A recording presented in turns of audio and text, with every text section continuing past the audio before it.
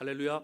아멘. 여러분 지난 한 주간도 하나님의 은혜가 여러분들의 삶을 이끄셨을 줄로 믿습니다. 아멘. 여러분 우리는 영화가 개봉되면요, 그 영화가 어떤 나이까지 볼 수 있는지 등급 판정을 살펴보기도 합니다. 왜냐하면 가족이 함께 볼 수 있는 영화를 고를 때에 굉장히 중요한 부분이기 때문이죠. 청소년 관람 불가 등급은 선정성이 강하거나 아니 폭력성 또는 모방 범죄를 가능성을 염두해서 청소년 이하 관람을 제한하게 됩니다.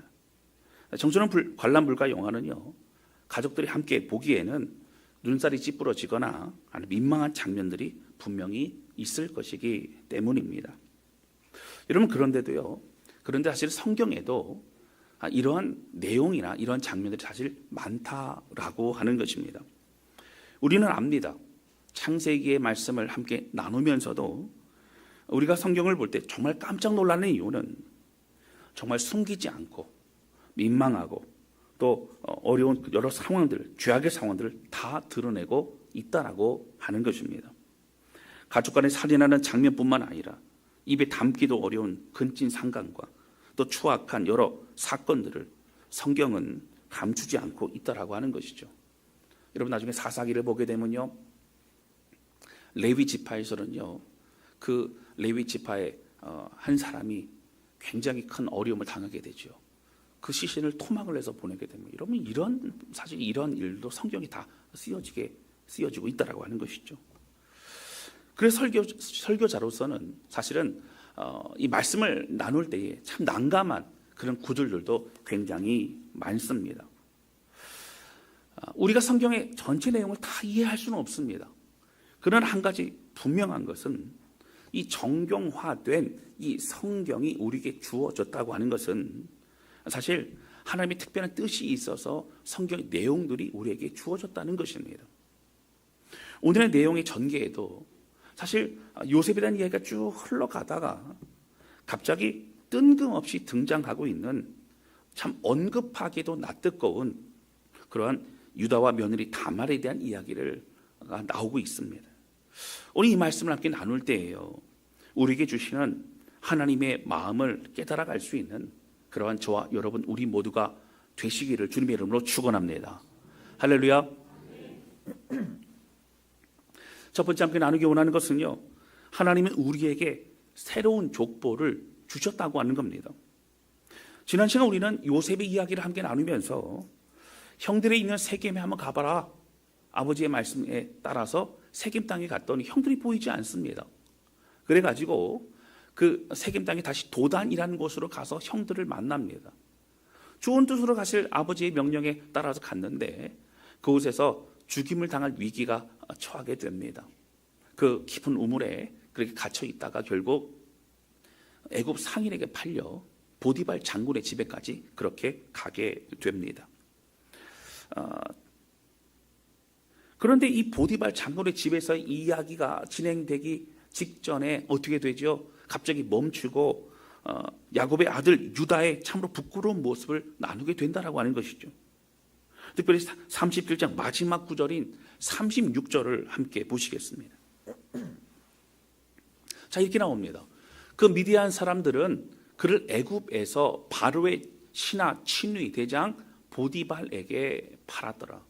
그럼 친위 대장이라는 얘기는요, 가장 옆에서 그 경호 대장 뭐 이런 겁니다. 굉장히 큰 그런 직책을 맡고 있는 사람이죠. 팔았더라. 팔렸습니다. 자, 37장 맨 마지막 구절이 이렇게 나와 있으면 여러분 어떻게 돼요? 그 다음에 이제 또 이야기가 진행돼야 되지 않습니까? 여러분 드라마로 말한다면 이제 다음에 이제 팔려가서 어느 집에 있더라. 그러면 다음에 그 다음 회는 어떻게 돼요? 그 내용이 이제 펼쳐질 거란 기다림을 감을 가지고 있는 것입니다. 자, 그런데 38장이 다른 얘기가 나와요. 그럼 39장 1절을 보겠습니다. 자, 요셉이 이끌려 애굽에 내려가매 바로의 신하 친위장 대장 애굽 사람 보디발이 그를 그리로 데려간 이스마엘 사람의 손에서 요셉을 사니라.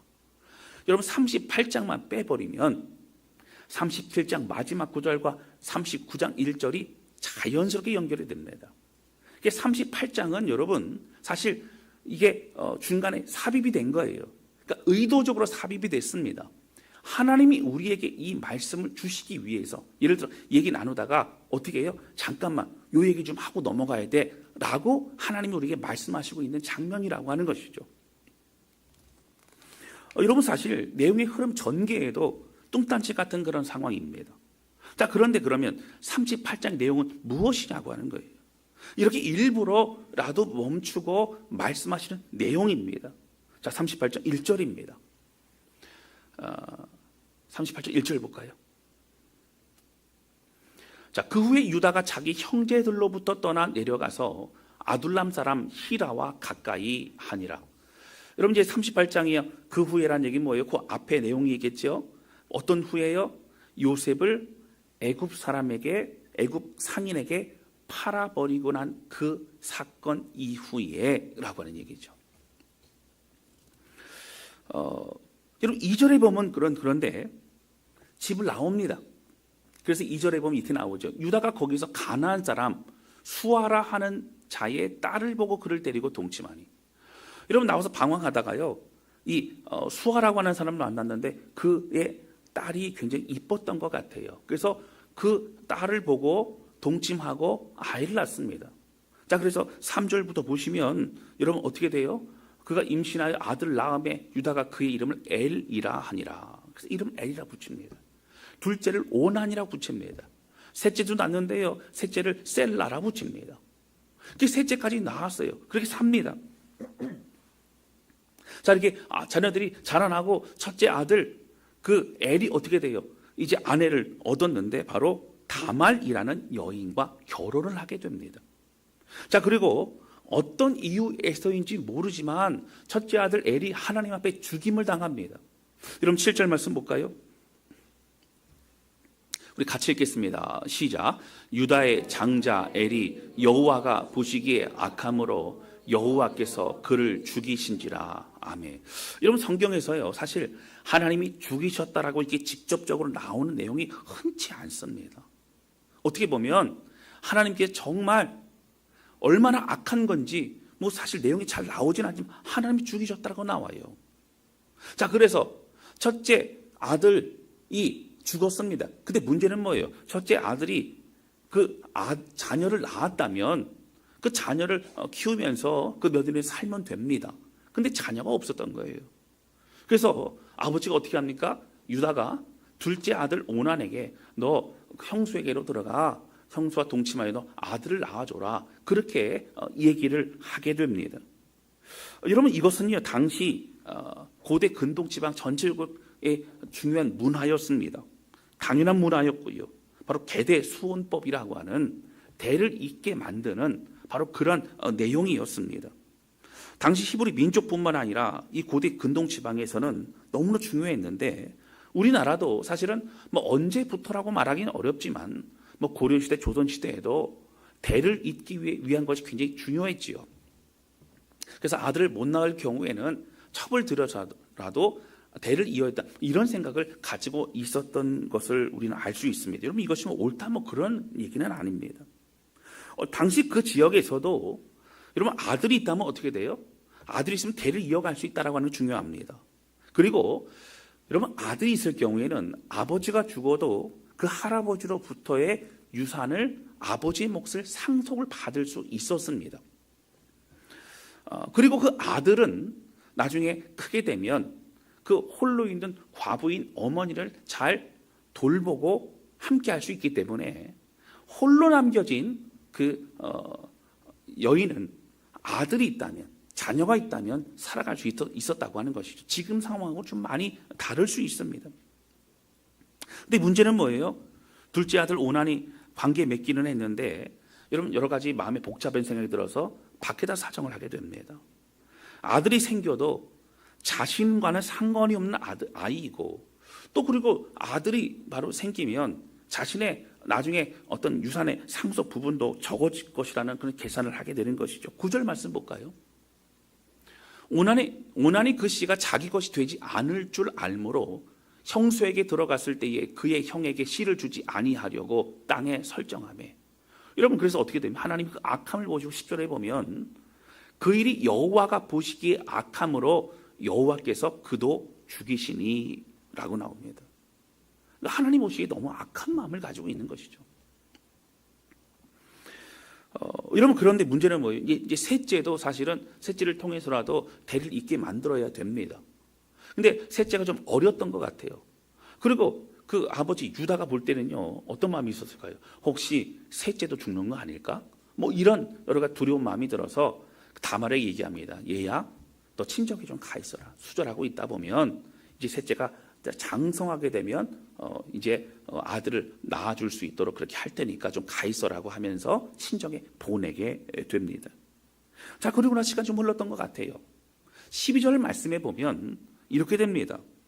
유다의 아내가 죽게 됩니다. 자, 그래서 죽은 아내를 장례를 치르고 또 애도의 기간을 보냅니다.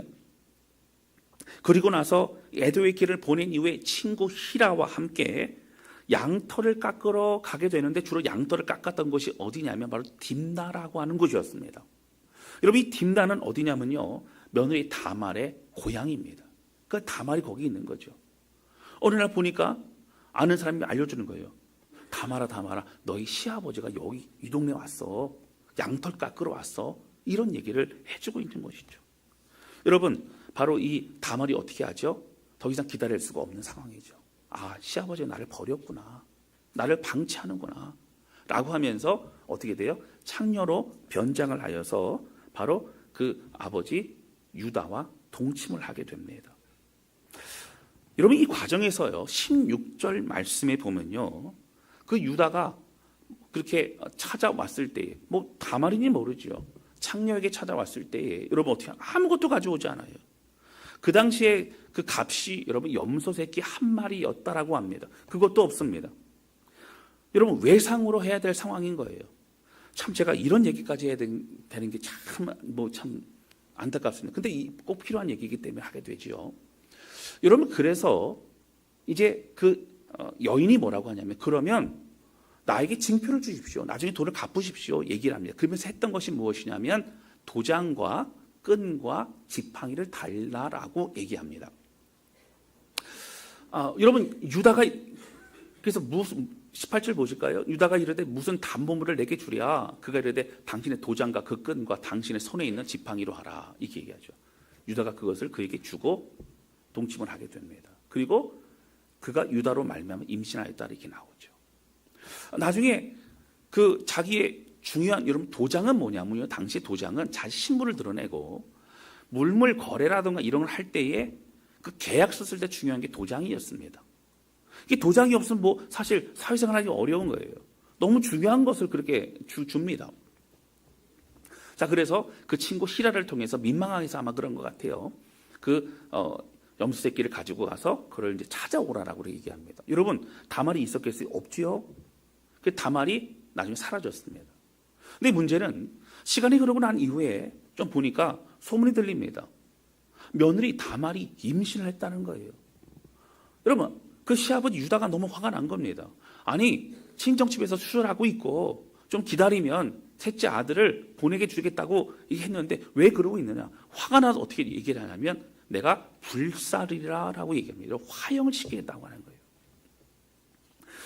여러분, 우리가 잘 아시는 것처럼 보통 이스라엘 백성들에게 가장 큰 치명적인 그러한 사형 제도는 뭐였냐면 돌에 맞아 죽는 겁니다.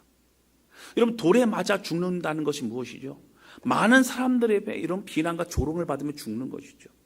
그런데 이거보다 더 처참한 것은 여러분 불에 타 죽는 거예요. 화형입니다. 많은 사람이 보는 앞에서 그 불의 불꽃의 그 뜨거움을 감수하며 죽어가야만 되는 상황이었다고 하는 거예요. 그래서 어떻게 합니까? 이 분노 가운데 유다는 바로 다말을 끌어오라고 얘기합니다. 근데 문제는 다말이 무엇을 내밀어요? 유다의 징표였던 도장과 지팡이를 내밀게 됩니다. 여러분, 이 상황을 보면서 유다가 뭐라 그러죠? 할 말이 없습니다. 그러면서 얘기하기를 유다가 말하기를 다말이 나보다 옳다라고 그렇게 이야기를 하고 있는 것을 볼 수 있습니다. 26절입니다. 우리 26절 같이 읽겠습니다. 시작. 유다가 그것들을 알아보고 이르되 그는 나보다 옳도다. 내가 그를 내 아들 셀라에게 주지 아니하였음이로다 하고 다시는 그를 가까이 하지 아니하였더라. 아멘. 유다 자신이 알지요.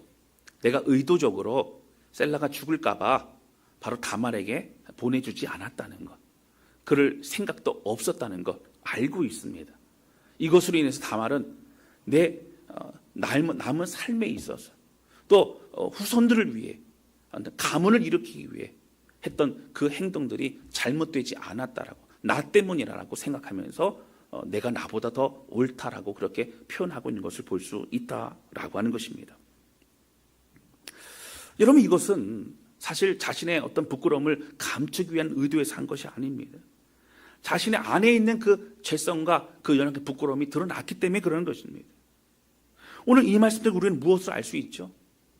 여러분, 제가 여러분들 조심하셔야 됩니다. 이런 큰일 벌어지면 안 됩니다. 뭐 이런 얘기를 하기 위해서 제가 여러분 이렇게 말씀드리는 걸까요?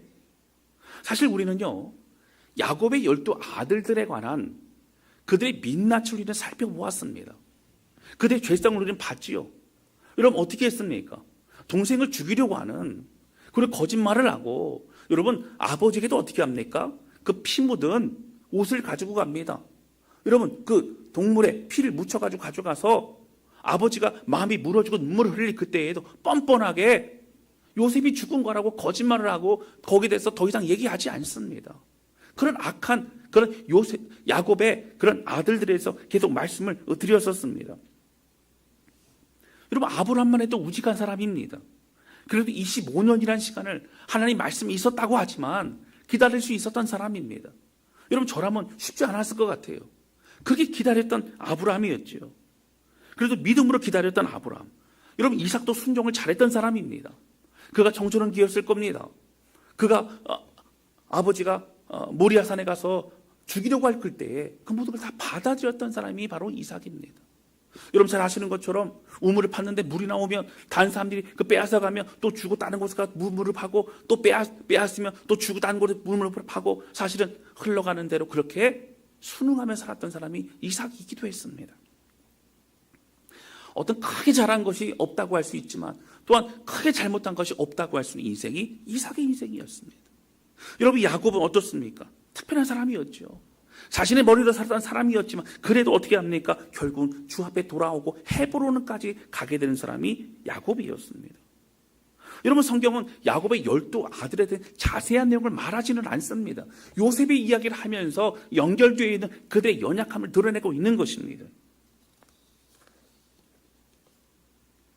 여러분 그런데요, 저는 사실 함께 말씀을 나누면서 제 마음속에 한 가지 바람이 좀 있었습니다. 바라는 것이 있었어요. 예수님이 이 땅에 오실 때 누구를 통해서 오십니까? 유다 지파를 통해 오십니다. 다른 형제들보다는 그래도 유다가 조금 더 나은 사람이었으면 좋겠다. 그래도 좀 설교자로서 유다는 그래도 좀 나은 사람의 얘기를 좀 더 많이 하고 싶은, 그래서 뭐 주님의 오셨던 이 통로는 바로 영광스러운 통로라고 그렇게 좀 말해주고 싶은 그런 마음이 사실은 있었습니다. 여러분 유다는 어떤 사람이죠? 레아가 그 아이 낳기 경쟁을 합니다. 남편이 자신을 좀 사랑해 주길 바랍니다. 그래서 쭉 르우벤에서부터 그 시므온, 그렇게 레위 이렇게 낳다가 결국 유다를 낳으면서 어떻게 해요? 내가 이제 하나님을 찬송하리로다. 찬송이라는 이름에 유다를 낳게 되죠. 여러분 멋있지 않습니까? 여러분 요셉을 죽이지 말자라고 하면서 애굽으로 팔아 넘기자고 얘기하고 또 애굽으로까지 보디발 장군의 집에까지 결국 인도하도록 만든 사람이 누구이죠? 유다입니다. 그가 어떤 생각과 어떤 의도를 가졌던지 사실 그렇게 됩니다. 여러분 그렇습니다. 우리가 좋게 보려고 한다면 유다의 인생, 유다의 행동은 그래도 이러한 뭔가 좀 다른 부분이 있다라고 하는 것이죠. 그러나 여러분 오늘 본문의 말씀 38장 굳이 이야기를 끊고 얘기하여 강조하는 38장에 보면 조금의 기도도 다 무너집니다. 유다의 연약함, 비참함, 악한 모습이 드러나고 있다라고 하는 것입니다. 여러분 그 형제들과 또 아버지를 떠났다라고 여러분 1절에 말씀드리지 않았습니까? 자 그러고 나서 그거 어떻게 해요? 2절에 바로 등장하는 것이 혼인을 합니다. 결혼을 하죠. 여러분 2절 말씀 다시 보실까요? 이런 유다가 거기서 가나안 사람 수아라 하는 자기의 딸을 보고 그를 데리고 동침하니, 여러분 뭔가 좀 허무하지 않습니까? 여기 보면요, 수아라 하는 자의 딸을 보고 봤어요.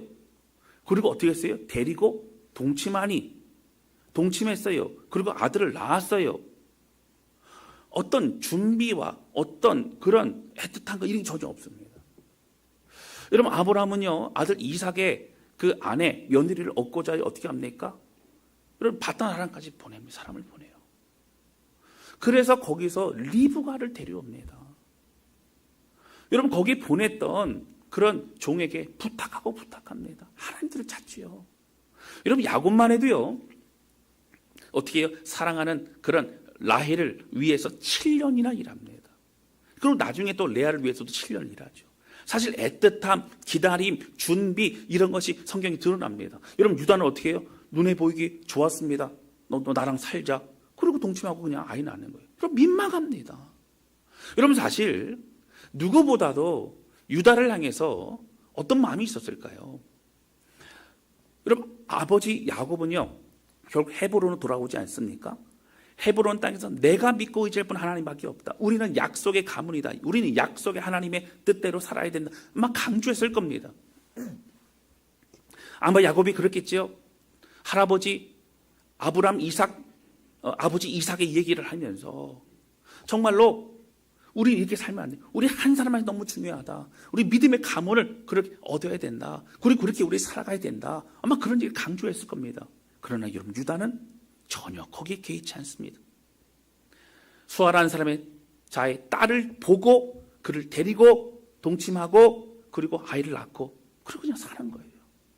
전혀 하나님의 말씀과 하나님 뜻이 거기에 관여되지 못하고 있다라고 하는 것이죠.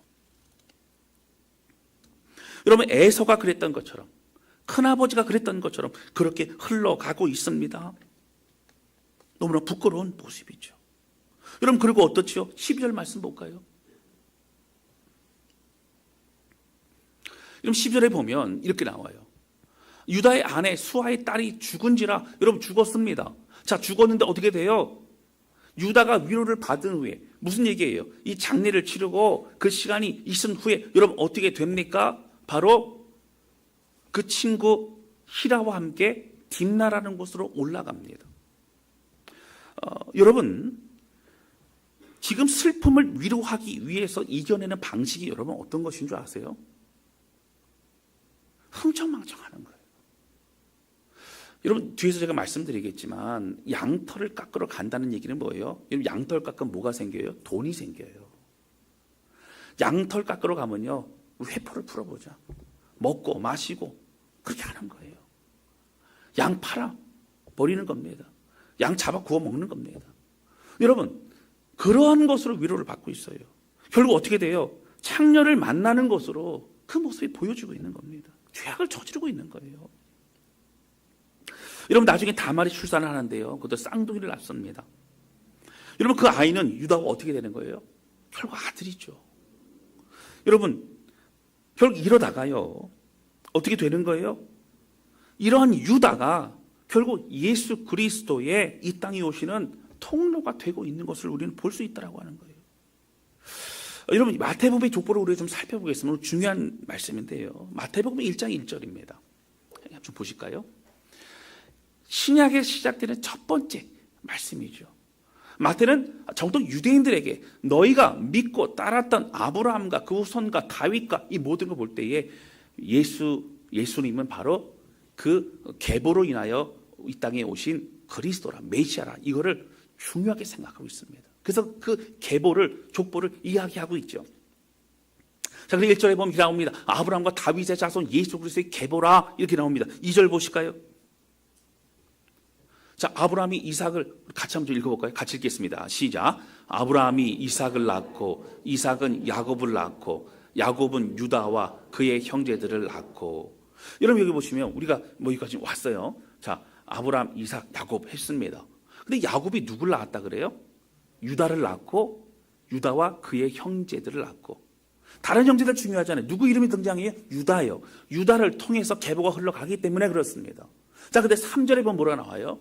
유다는 다말에게서 베레스와 세라를 낳고, 이 베레스 세라가 누구예요? 쌍둥이 그 아들을 말합니다. 베레스는 또 어떻게 돼요? 아들 헤스론을 낳고, 헤스론은 람을 낳고, 이렇게 흘러가고 있다라고 하는 거예요. 여러분, 결국 다말에게서 낳은 아들 베레스를 통하여 그 계보가 흘러가고 있습니다. 여러분, 남자들의 이름으로 이어지는 족보입니다. 그런데 이 족보 안에서 5명의 여인이 등장합니다. 여러분, 5명의 여인이 등장하는데요, 여러분, 그 여인이 어떤 사람이에요? 바로 일부러 집어넣은 거예요. 자, 아까 읽었던 3절에 유다는 다말에게서, 그래서 다말이라는 여인이 들어갑니다. 여러분, 다말 이름 빼도 돼요. 유다는 베레스를 낳고 이렇게 하면 됐지만 일부러 넣습니다.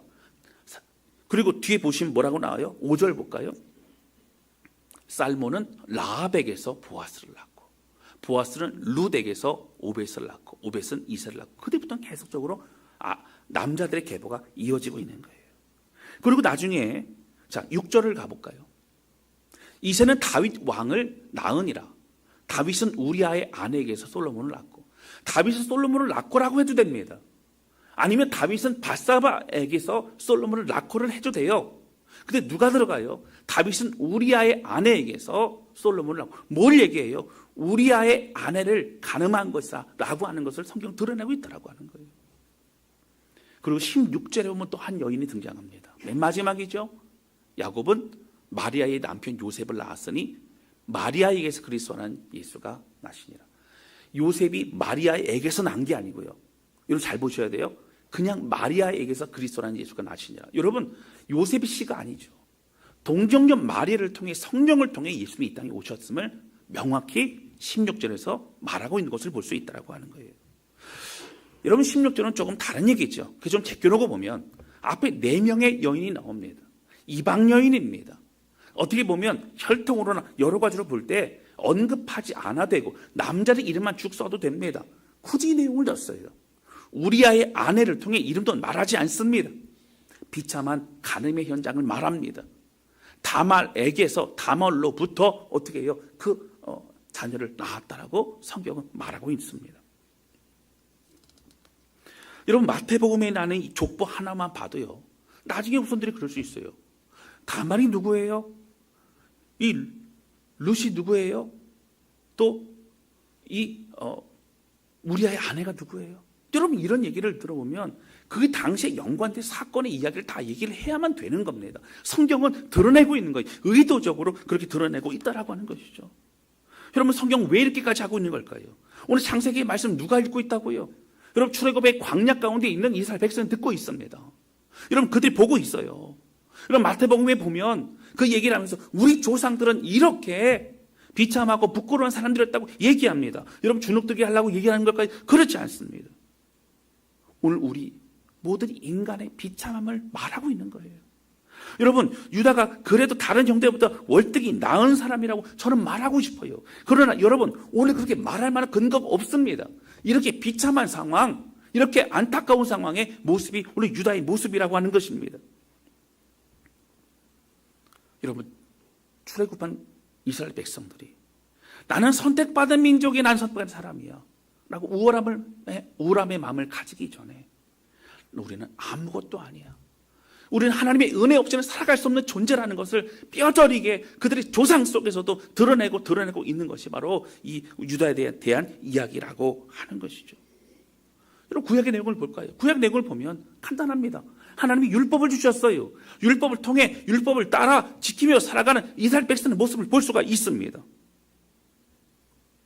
구원받을 수 있고 회복받을 수 있는 말씀이 여러분 율법이에요. 여러분, 구약의 말씀인 율법을 다 지키면 그들은 구원받습니다. 왜요? 그들은 의인이 될 수 있어요. 그러나 그 누구도 율법을 지킬 수가 없더라고요. 다 연약한 존재이기 때문에 그렇습니다. 여러분, 구약 전체를 간단히 요약하면 뭐라고 될까요? 하나님의 율법과 그리고 인간의 처절한 실패라고 구약을 정리할 수 있어요. 그래서 여러분, 누가 필요했습니까? 신약에 예수 그리스도가 필요한 것이라고 하는 거예요. 할렐루야. 여러분, 오늘 우리의 의로는요, 우리의 행위로는, 우리의 종교성으로는 우리는 의인이 될 수 없는 철저한 우리 죄인이라고 성경 우리에게 말하고 있는 것입니다. 여러분, 우리 마태복음의 족보에서 우리는 무엇을 알 수 있을까요? 이 복잡한 거, 여러분 확인해 보셨잖아요. 다말 이름이 나와요. 이야기가 나와요. 여러분, 라합도 나오고, 롯도 나오고, 여러분 다 나와요. 특히 무리아의 아내 바세바 얘기도 나와요. 다 나와요. 굳이 드러냅니다.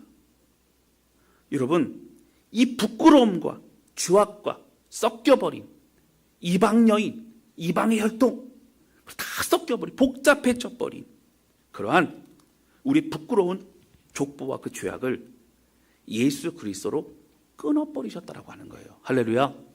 여러분, 예수님이 십자가에 죽으셨어요. 자, 족보가 이어질 수 있어요, 없어요?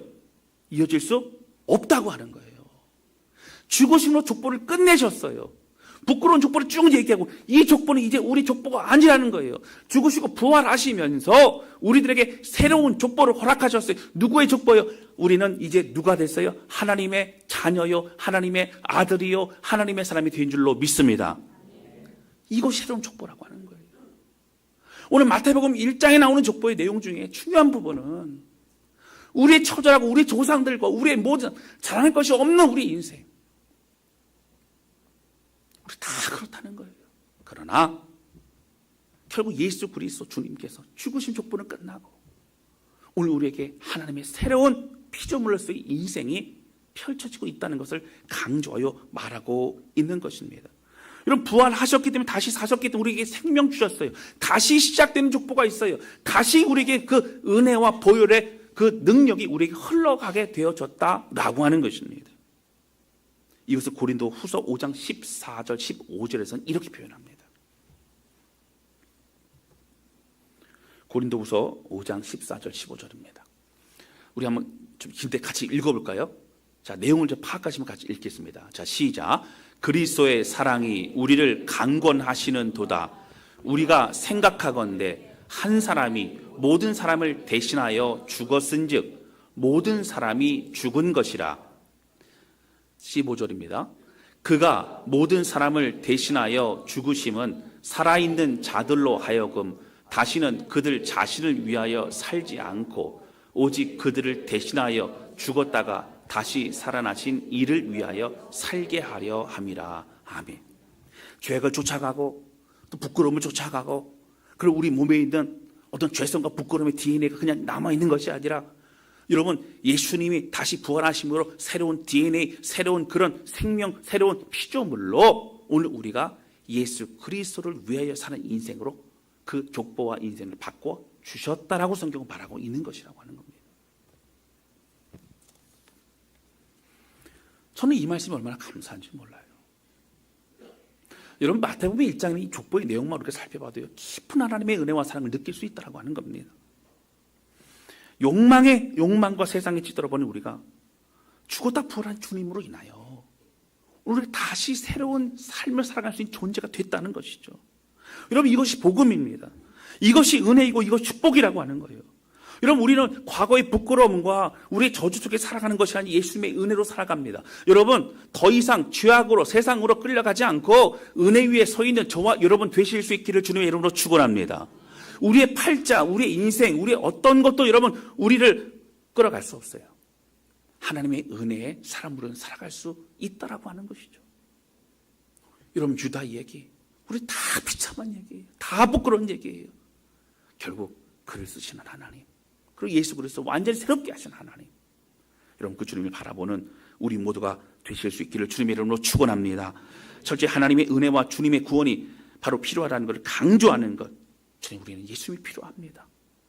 그 은혜를 받은 사람답게 잊지 않고 살아가는 저와 여러분, 우리 모두가 되실 수 있기를 주님의 이름으로 축원합니다. 두 번째 함께 나누기 원하는 것은요, 여러분, 가장 슬플 때와 가장 기쁠 때 우리는 하나님 앞에 서 있어야 된다고 하는 것입니다. 오늘 본문의 말씀에 한 사람이 등장합니다. 바로 창세기 38장 1절 볼까요? 자, 오늘 본문의 말씀 1절입니다. 이렇게 보시면 이렇게 나와요. 요셉이 38장입니다. 38장 1절입니다. 그 후에 유다가 자기 형제들로부터 떠나 내려가서 누구한테 갔어요? 아둘람 사람 히라와 가까이 하니라. 여러분, 히라가 정확히 누구지는 안 나와요. 근데 이 가까이 하니라라고 하는 것을 개역 개정에서 이렇게 표현했어요. 가까이 하니라. 그러니까 가까워졌더라. 근데 이것은 이제 히브리 원어로 살펴보게 되면 뭐라고 나오냐면요, 바로 와예트라고 하는 그런 단어를 통해서 이 뜻은 장막을 치다 이거예요. 무슨 얘기예요? 여러분, 히라 옆에 장막을 쳤다. 그러니까 히라 앞에 자리 잡고 앉았다. 그 사람과 함께 교제하고 그 사람 영향을 받고 그 사람으로 인하여 살아간다는 거예요. 히라라는 사람에게 끌려다니는 거예요. 히라가 말하는 걸 듣는 거예요. 히라와 함께 살아가는 거예요. 그럼 12절에 보면 또 이렇게 나와요. 얼마 후에 유다의 아내 수아의 딸이 죽은지라 유다가 위로를 받은 후에 그의 친구 아둘람 사람 히라와 함께 딥나로 올라가서. 여러분, 가장 슬프고 힘들고 그럴 때 아마 옆에서 그랬겠지. 히라가요, 이러지 말고 우리 양털 깎으러 가자. 양털 깎으러 가자. 다 잊어버리고 양털 깎으러 가자. 여러분, 이 딥나로 가서 뭐 했어요? 양털 깎고요, 흥청망청 입고, 그리고 결국 창녀에까지 가게 되지 않습니까? 여러분, 이런 상처하고 힘든 상황, 여러분 사실 유다가 왜 아버지와 형제들이 있는 집을 떠났는지 정확히 알지는 못해요. 뭐 추정한 건데 그냥 추정하는 겁니다. 아마 동생을 애굽 상인에게 팔아 넘겼기 때문에 그가 죄책감이 있지 않았을까? 여러분, 정확하지 않아요. 그러나 어쨌든 마음이 힘들고 어려운 마음 가운데 가출 아니면 어떤 방황, 이렇게 표현할 수 있을 것 같습니다. 여러분, 그런데 이 벌어지는 모든 이 상황 가운데 누가 계속 함께하고 있어요? 히라가 함께하고 있습니다.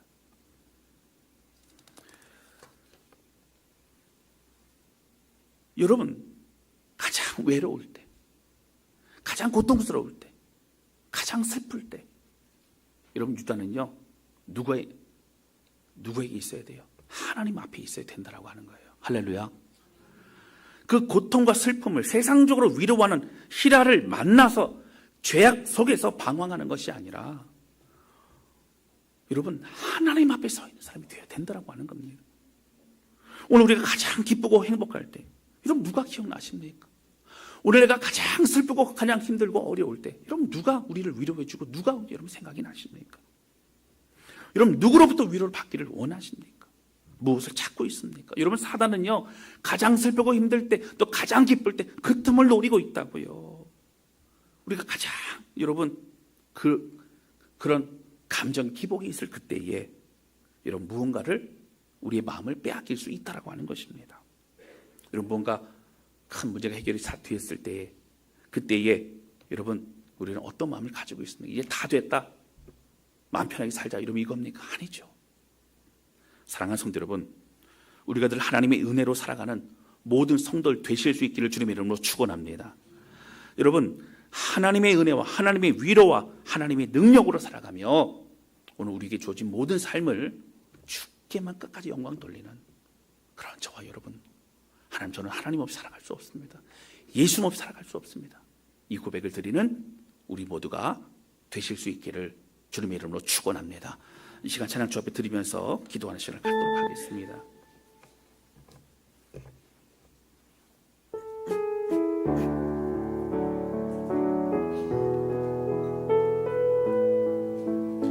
여러분, 주님 우리에게 말씀하십니다. 너는 죄악의 사람이 아니야.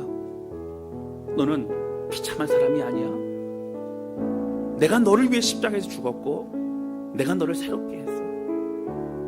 과거의 모든 저주와 부끄러움, 이 족보, 또 조상들의 부끄러움 내가 다 끝냈어. 그리고 나로 인해 다시 시작되는 것이라고 주님 우리에게 말씀하시고 있다고 하는 거예요. 여러분, 이미 시작됐어요. 은혜는 시작됐어요.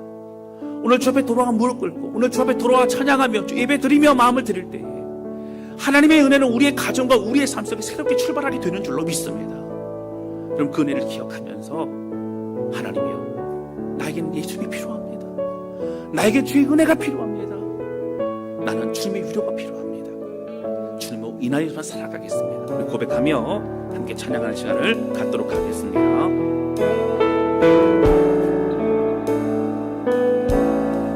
시작됐네 우리 주님의 능력이 나의 삶을 다스리고 새롭게 하네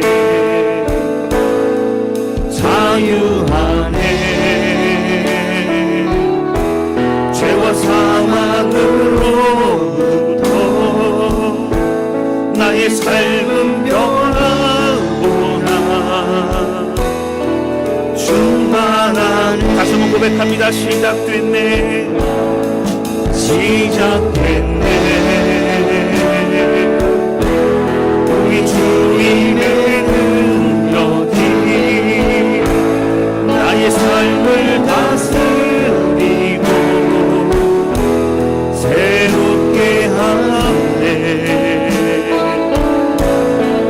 자유하네 죄와 사망으로부터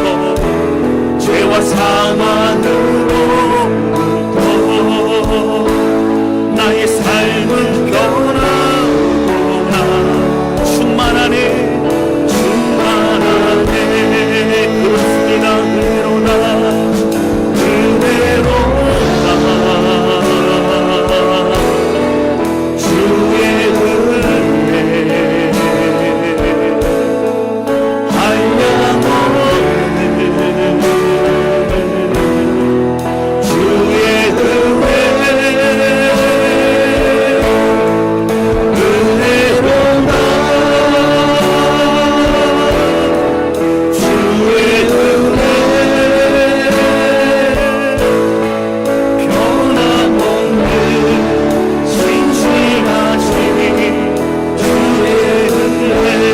은혜로다 주의 은혜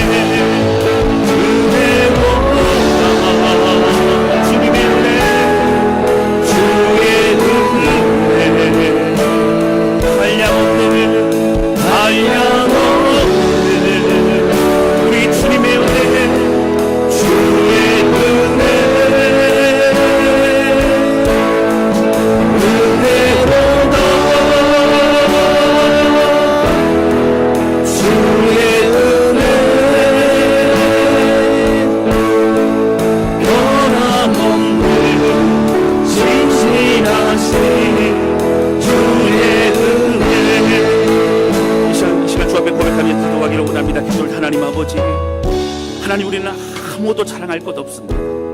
하나님 아무것도 우리는 내세울 것이 없습니다. 그런 우리를 십자가의 보혈로 우리를 구원하시고 오늘 우리의 삶을 새로운 족보로 새로운 은혜의 사람으로 세우시고 인도하신 하나님 기도하오니 더 이상 우리의 마음 빼앗기지 않도록 하여 주시고 오 주님 하는 분만을 바라보면서 믿음의 삶을 살아가기 원합니다. 하나님 감사하며 주님을 찬양하며 내 삶을 드려 순종하며 믿음의 길을 걸어가기 원하오니 하나님 우리와 우리 가정을 교회를 하나님 붙잡아 주시옵소서. 간절한 마음으로 주신 말씀 기억하며 기도하기 원합니다. 다 같이 기도하시겠습니다. 오 하나님 아버지 고백하며 하나님 오늘 우리의 삶을 되돌아보며 오늘 하나님이 유다의 모습 또 하나님 믿음의 조상들의 모습을 보아도 하나님 그 비참함과 무력한 모습을 보며 마음을 보면서 그 모든 삶을 다 드러내고 그 부끄러움에서 감추지 않는 오늘 우리의 눈물도 오늘 예수 그리스도의 은혜로 사는 존재를 주님 죽으신 모든 다 이제 끝내시고 구원하신 우리 새로운 족보 새로운 생명 새로운 기억 만들어주신 하나님 우리 모습을 붙잡아 그 능력으로 승리하며 오늘 남은 인생 삶을 드릴 수 있도록 하나님 아버지 붙드시고 역사해 주시기를 원합니다. 아버지 고백한 여러분 하나님 함께 해주시고 세상만 빼앗기지 않도록 우리 하나님 함께하여 주시옵소서. 하나님 아버지 오늘 말씀을 통해서 유다조차도 그가 예수 그리스도의 이 땅에 오심의 통로였던 유다조차도 너무나 부끄러운 존재였던 것을 성경은 다 드러내고 있는 걸 보게 됩니다. 하나님 마태복음의 족보를 보면서 정말 모든 걸 다 드러내고 우리의 비참한 모든 상을 보여주신 하나님, 그런 비참한 우리의 인생, 우리의 DNA, 우리의 삶이었기 때문에 더 예수 그리스도가 필요함을 말씀하신 주님, 주님이 십자가에 죽으심으로 모든 저주와 모든 것은 다 끝나고 이제 부활하시면 새로운 피조물, 새로운 족보, 새로운 인생이 되었음을 고백합니다. 하나님, 모든 성도를 붙잡아 주셔서 우리 연약함 다 날마다 내려놓고 주 앞에 나아가게 도와주시고 새로운 피조물을 기억하며 하나님의 자녀여 예수 그리스도로 인하여 출발하는 새로운 피조물의 새로운 족보의 인생을 살아가며 오늘도 믿음 안에 승리할 수 있도록 붙잡아 주기를 원합니다. 하나님, 가장 곤고할 때에, 가장 기쁠 때에, 가장 힘들고 어려울 그때에 세상의 것으로 위로받지 아니하고 우리 주님만을 찾으며 은혜 앞에 서 있는 우리 모두가 될 수 있도록 하나님 역사하여 주시기를 원합니다. 하나님, 모든 주의 백성을 축복하여 주시고 신실한 믿음 안에 살아갈 수 있도록 우리 하나님 날마다 함께하여 주옵소서. 주님 감사합니다. 예수님의 이름으로 기도하였습니다. 아멘.